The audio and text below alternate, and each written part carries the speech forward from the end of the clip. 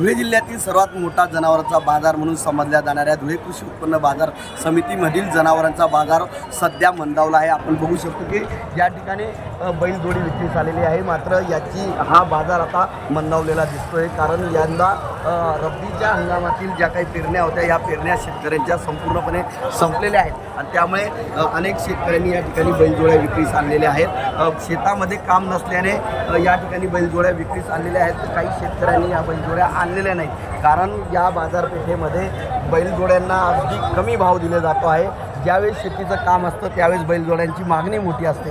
यंदा मात्र आता सर्व रब्बीच्या हंगामातल्या पेरण्या संपल्याने या ठिकाणी आता हा बाजार जो आहे हा मंदावला आहे। साधारण दर आठवड्यात 2 ते 2.5 कोटी रुपयाची उलाढाल या ठिकाणी ठप्प झालेली आहे। अत्यंत कमी प्रमाणामध्ये या ठिकाणी बैलजोड्या विक्रीस आलेल्या आहेत। ज्यावेळेस आता पुढचा रब्बी नंतरचा जो काही खरीपाचा हंगाम पावसाळ्यापूर्वीचा असेल त्यावेळेस हा बैल बाजार अजून पुन्हा एकदा उफाळून येईल आणि मोठ्या प्रमाणात बैलजोड्या विक्रीस येतील। मात्र सध्या तरी बैलजोडींना कमी किंमत असल्याबाबत शेतकरी सांगतात, कारण बैलांना आता काम नाही, त्यामुळे शेतकरीकडून व्यापारी देखील बैल खरेदी करत नाही आणि शेतकरी देखील कमी करत नसल्याने हा बैल बाजार पूर्णपणे मंदावला आहे।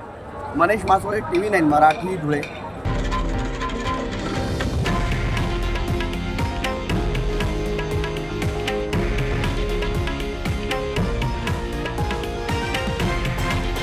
हे आहे देशातील नंबर 1 न्यूज नेटवर्क आणि आपण पाहत आहात TV9 मराठी, एकमेव।